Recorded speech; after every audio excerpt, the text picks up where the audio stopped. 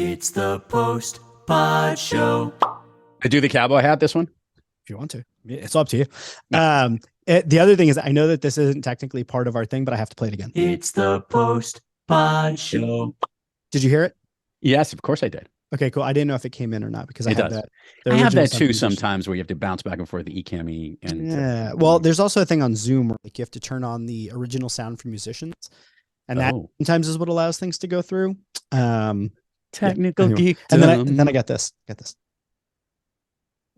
This podcast is part of the Shareable Podcast Network. Learn more at Share. Yes, I got that one too. All right. These are the ones that I have here. I don't know how that.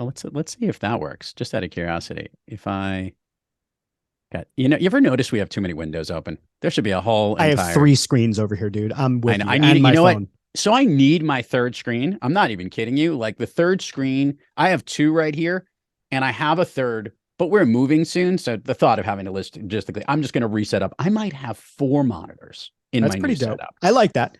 Yeah. I would actually do 4 if I could, because so what I'd like to actually have is if I had my own like office instead of the corner of my living room, I would actually have the way I have it now where I have a screen for like Zoom and everything, but I'd also have a teleprompter. So I'd have the teleprompter here plus my screen so that I could look directly at it.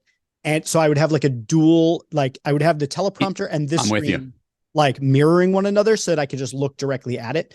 And then I would have my main screen. And then my vertical display is for reading stuff and for chat windows. We can talk all day about that. That's a show. All day. That's a show in and of itself. Your equipment. Let's talk about your equipment, which actually I think we have an equipment one in here. I think we do, but we weren't going to talk about equipment. We're going to talk about red hot free agents. Yeah. We do have one for equipment. No, we don't. Maybe it's later. No, it's somewhere else. Anyway, what are we talking about today? Oh, right. Red hot. Okay. So have we started? Are we in the midst? Yeah, we're in it. We'll figure it out. You know what? Listeners will probably figure out that we will, because I'm not diagnosed as you are. It's true. I definitely have developed the ADHD component, or maybe the ADD component. I don't know. It's possible you caught it from me. I have a particularly severe case, yes. and it travels through Zoom lines. I've heard. And if you use eCam, it travels. It's like double the potency. That's true. I read that on Wikipedia. There was a whole cited article on there. Wikipedia. Welcome back to the Post Pod Show. My name is Jeff Gibbard, and this is Lou Diamond. We're talking about red hot free agents. Lou, tell me, who's the most famous person you've ever had on your show? I'm curious. Wow. So I guess the question is, in what form of fame? Yeah, I guess so. Like in like influencer world, you have like sort of like everybody knows celebrity. You're Barack Obama's. Then you have sort of like industry celebrities. There's people that are kind of in fuzzy gray areas of stuff. Then you have sort of like local star power. Like, in Philadelphia, there's people that are well known, but maybe not outside. So I guess I've had some really good media personalities. If I were to summarize them, like I'll just name right now. These are all top 3 that like immediately jump to mind that like people everywhere would know, or people most places would know. Mary Carrillo was definitely one. Newscaster, sportscaster one. Is she the one at the end of your book? No, that's Adrian. That's Adrian Bankert at the end of the book. Great. By the way, get the book. Really good. I told you I read your book. Yes, great, right? Adrian Bankert and I. She is the does the morning program for News Nation. Yeah, she's awesome. Paula Faris, who used to host The View. Mm-hmm. I'm just giving you the media. I was just saying the media personalities. Jackie Joe Van Martling on. We had I had Kevin. I'm from New York, so you know that's like a big one for me. Yeah, I had Kevin Sorbo on the program, who is Hercules. Well known, unfortunately, well known for lately for a lot of not for the best reasons. Not the best reasons, not good things. But here's the thing, like, and I'll even say, I had Ariana Huffington in that's our world. A big name. Yeah, that was a big name, and I was lucky to get like 10 minutes with her. And Les Brown in our professional speaking world that I deal with is one of the big name, very well huge known. Name. So I and John C. Maxwell, of all the people that I would say, like, from a famous person, if you are in leadership, he is the leadership guru. He's like the guy. I think he's written like 33 books on leadership. It's pretty unbelievable. And a lot of them have numbers in them. So like his 34th book could be like the 34th book of leadership. Yeah. So it's a tough question. And the truth is, I mean, we're at 900 plus guests on just my show. I mean, there's tons of people. But what I find is that, and I think you would agree with me on this, like, as a host, you're all excited about getting that famous guest. And we've had lots of I've had a lot of famous athletes. I have Jamal Mashburn. I was thinking about basketball players. I know you love sports. Jamal's been on the show. Alan Houston's been on the show. Yeah. David Falk has been on the show, actually, who's amazing. It was the super agent who's Michael Jordan's agent, and along with many others. Those sports personalities were great. But here's what we find. Getting those people on the show is a challenge. And you're dealing not with them. You're dealing with usually their media person, their marketing person, their assistant.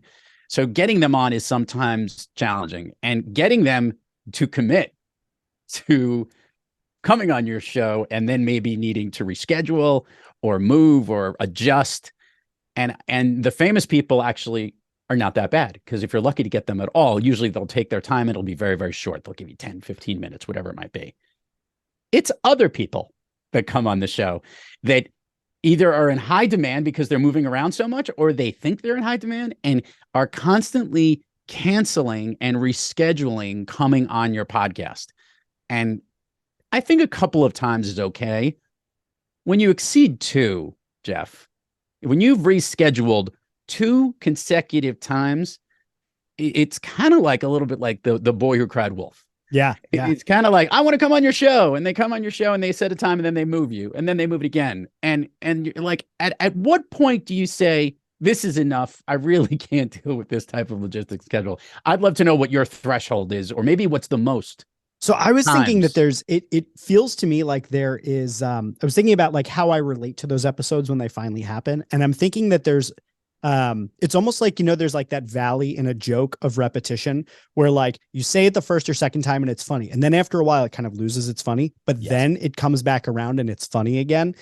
I feel like scheduling guests is a similar sort of thing. So if there's someone you really want to talk to, and like they cancel the first time, maybe you cancel a time, and it's like you're on your third time, it's like, okay, it's a tale of 2 busy people. Got it. You get to like 5, maybe 6, and you're starting to get annoyed now, right?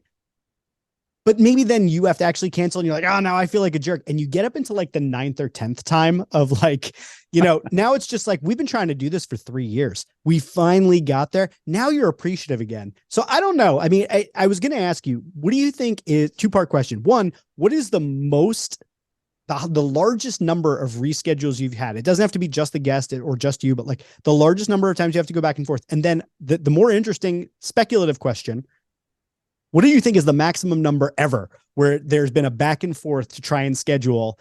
Was the maximum number ever? So I think I know for my personal one particular guest has now, and I say has now because they have yet to come on the show. So can we call them a guest? I don't know. They're a guest in waiting, or they're a guest in line.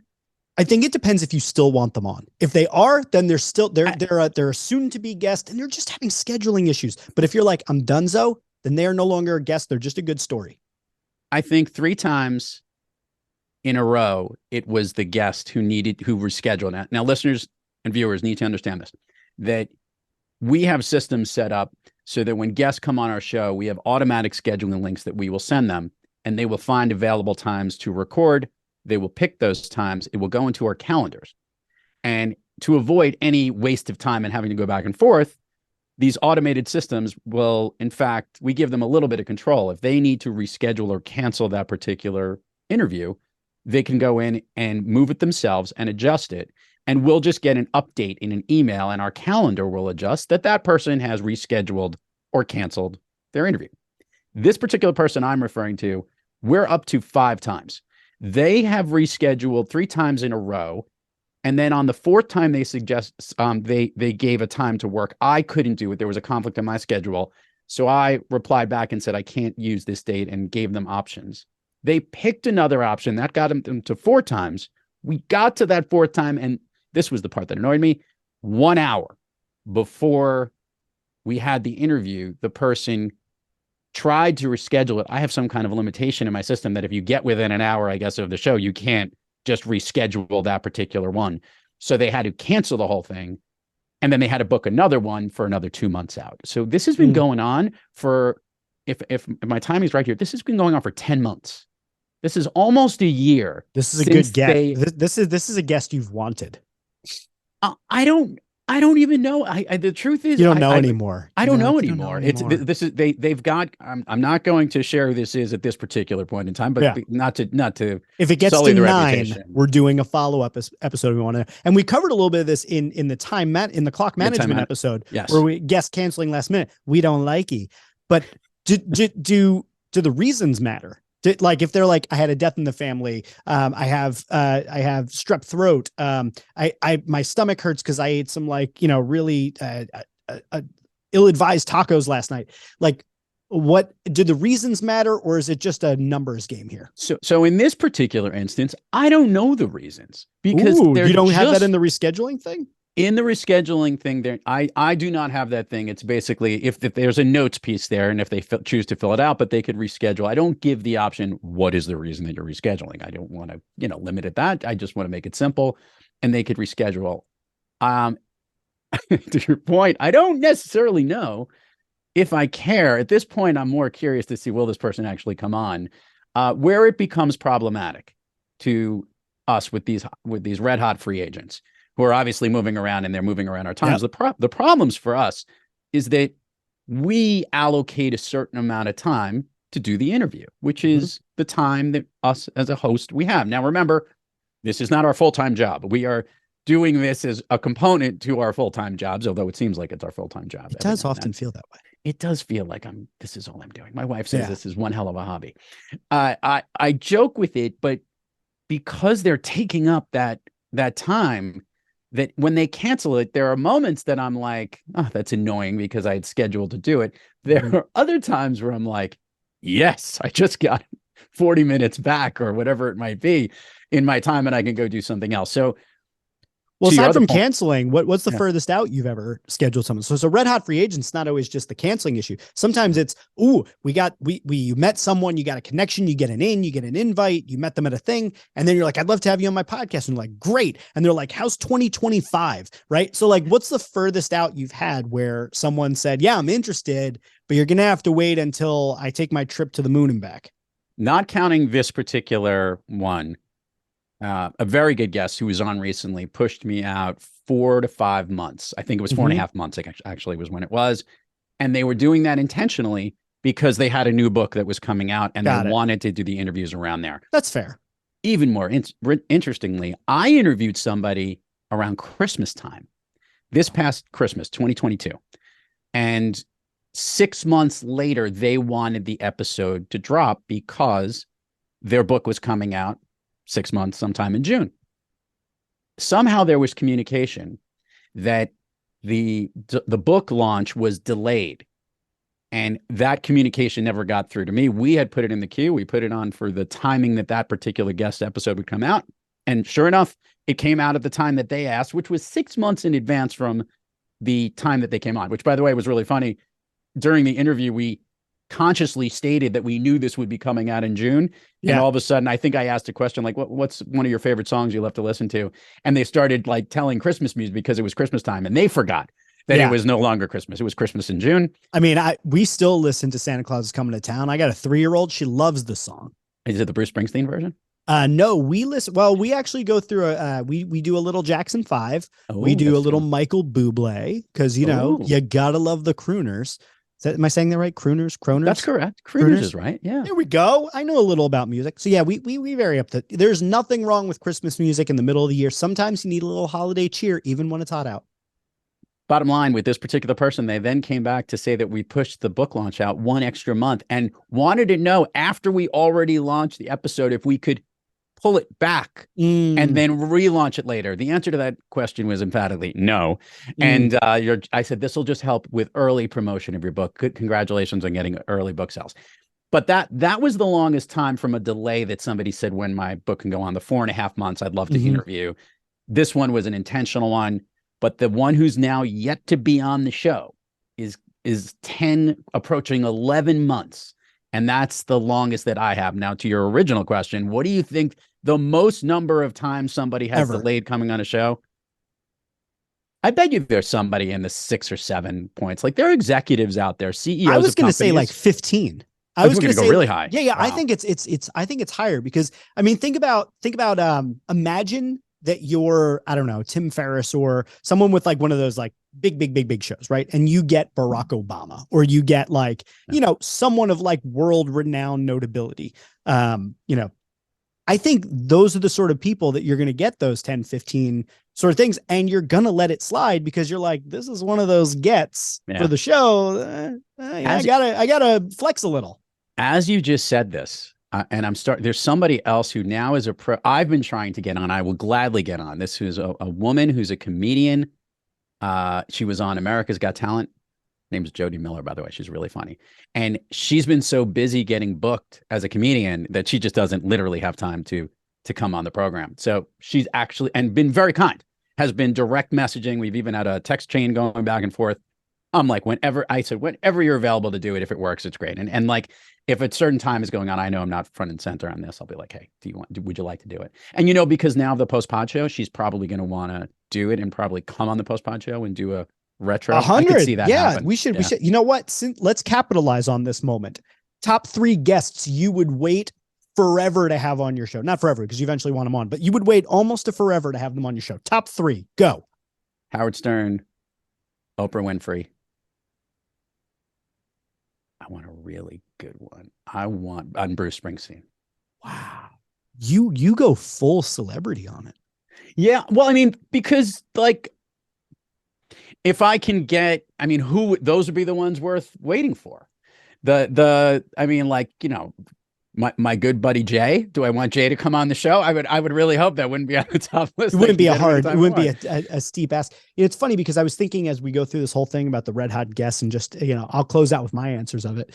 But I was thinking, luckily I haven't had to deal with much of that because I don't get starstruck by like, really anybody. But I will say the few occasions where I've been as close as you get to starstruck, they're not like celebrities, right? Like they're not people that are world renowned and are famous for being famous or famous for like some sort of a notable position. The people that like I aspire to talk to, that I'm like, oh God, I would love to sit down with this person, are like people that are really well known in like very, very like narrow niches of some sort, right? So I'll give you my 3. Right? Yeah, I want to hear this. I want to hear what we're talking about. So I'll give you the most notable of them first. I would love to sit down and talk with Seth Godin.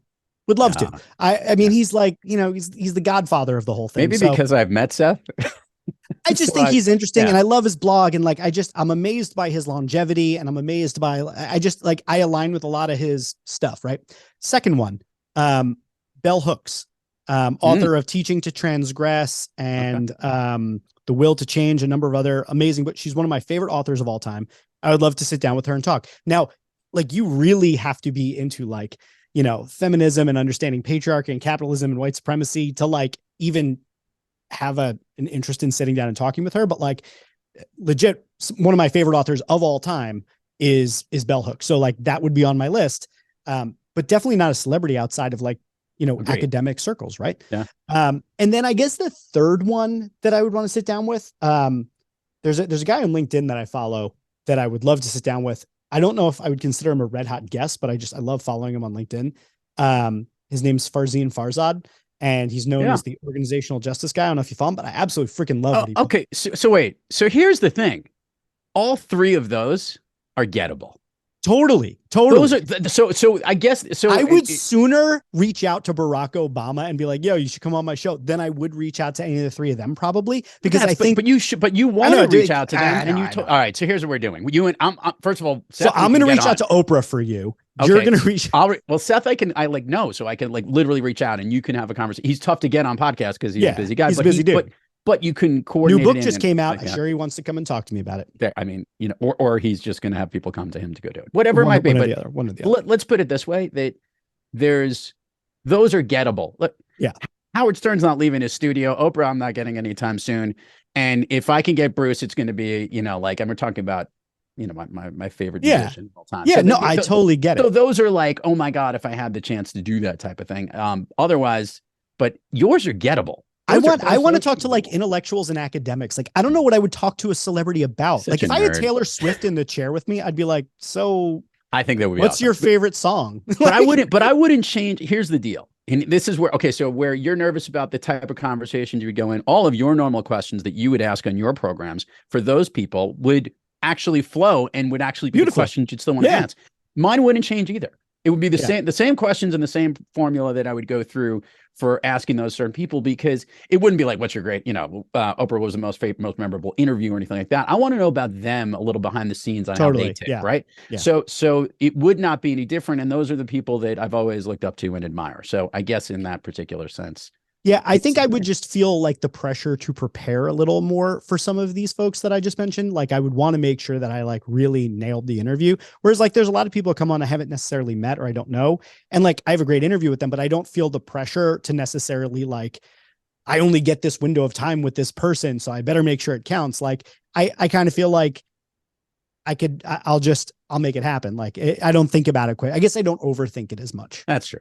By the way, I'd put this in the category of what 3 red hot free agent guests would you want to hop on a plane to go visit? Mine would be that. Like I mean, not that I would have to get on a plane to get to one of them, but to get to 2 of them, I would. Yeah. So that would be fun stuff though. But I will tell you this though, I agree with you. I know that there's probably CEOs and executives who have delayed coming on shows because their schedules have gotten so busy. And people have said, I'd love to have you on for a business podcast or whatever it is. And they've probably just pushed and pushed and pushed and pushed. Actually, I'm going to tell you this, that there's a woman who I used to work with, who's good friends with me, who the people who schedule her, she might be the one who's flirting on the longest. As I just thought about this, she's probably over a year. So we're going to get her. That's possible. Yeah. There's a lot of speakers and authors and folks that like run in similar circles to us that are pretty tough to get to sometimes. Red hot free agents. All right. Bottom line is I think the lessons from this are, one, we like to have these guests on, but we recognize that they keep pushing the thing. We would love a little bit of explanations to when they reschedule and what it would be. Yep. And I don't think I mind it so much. I definitely used to when people would push the envelope and start to reschedule stuff. That's my take on that. I don't mind it as much. I think takeaway for me is, for me, guests are guests for the most part. Some guests I'll wait a little longer and have a little bit more tolerance for, because they got a little bit of star power, pull power. Like maybe it's in their headline, or maybe it's just, I think the conversation will be interesting. But to your point, if you're going to be tough to schedule with or reschedule too many times, just give us a reason. Don't waste our time. Not because like, we're not shit or anything, but like, just, out of courtesy, it's a nice thing to do, I'm Lou Diamond. I'm Jeff Gibbard. And this is It's the Post Pod Show.